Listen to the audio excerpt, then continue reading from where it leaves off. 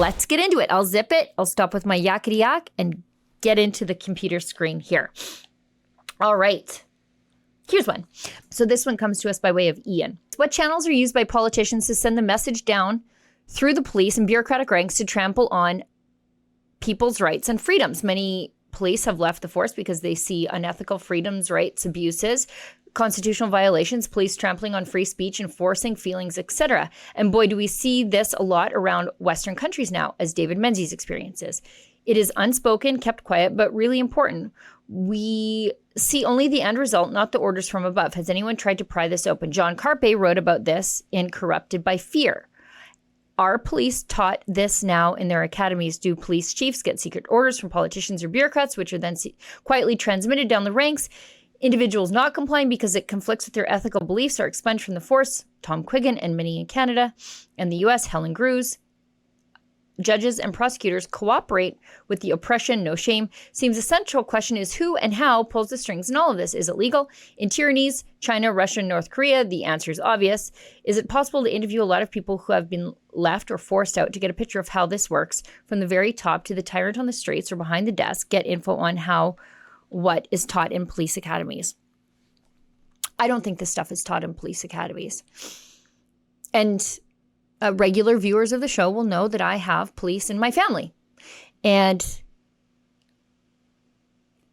many cops, I think by and large, even most cops, join the police force because they care about arresting the bad guys. They care about constitutional freedoms. That's why they join the police force, to make sure that dirtbags aren't trampling on yours.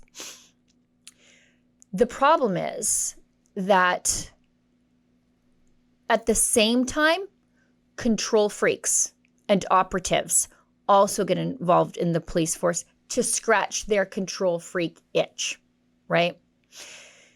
And it makes it really difficult for the good cops to do their jobs. And God bless the good cops who do, because they are grinding it out in the machine. And they're working really hard. And the worst part is the bad cops trade on the good cops' reputation, right? You see the Mountie,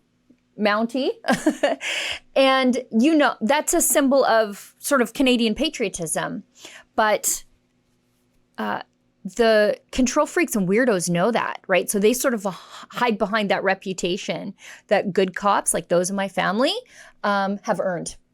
And it's sort of the same way psychopaths get into politics and business. And that's not just me saying that, like, whoa, that guy's a psycho.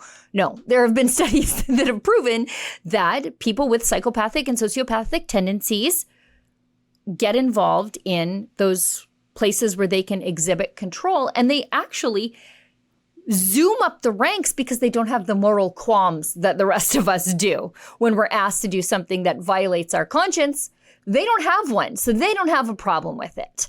And so I think we have to remember that. Now, how is this stuff transmitted down the ranks? Well, I think it's sort of systemic through the pipeline. The bad guys advance because they don't have a problem doing bad things.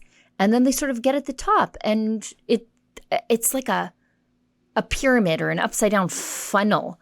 And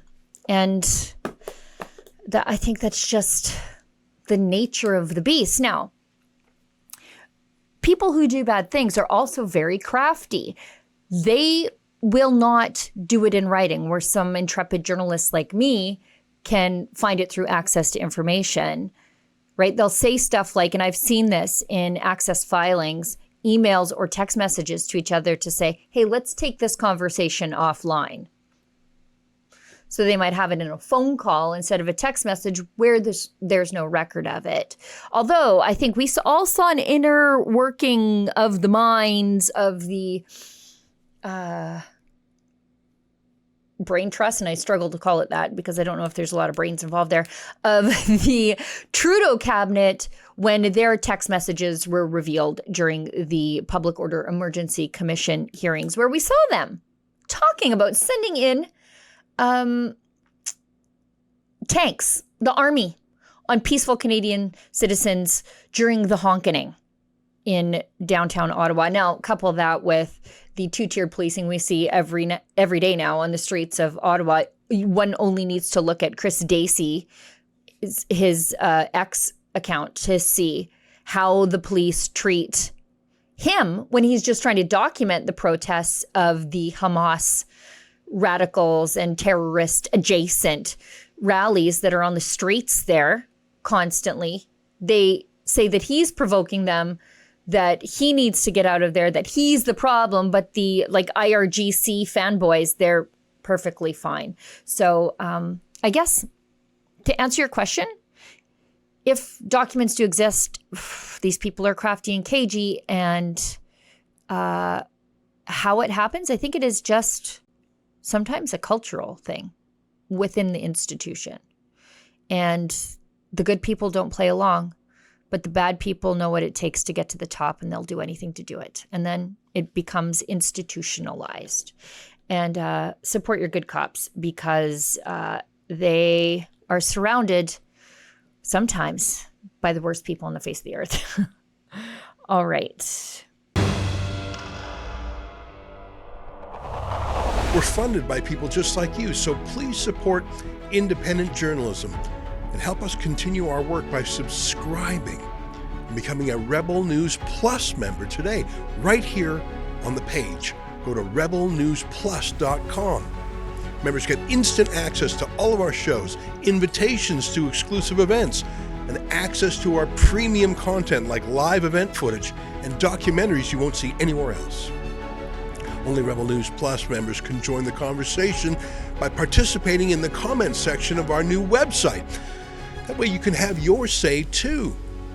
More than anything, though, you'll be able to take pride in supporting real, honest journalism, and you'll help our talented team continue to do the work to push back on the establishment. We really can use your help. We need it, in fact. So thank you, and enjoy Rebel News Plus.